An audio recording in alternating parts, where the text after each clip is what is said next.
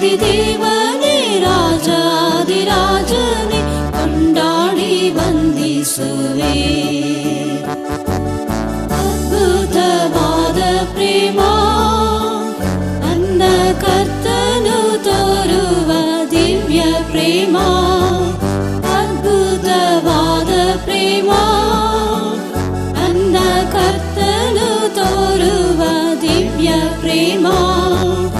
ಎಂದೆಂದು ಮಾರ್ಪಡದ ಪ್ರೇಮ ನನ್ನಲ್ಲಿ ನೆಲೆಸುವ ಪ್ರೇಮ.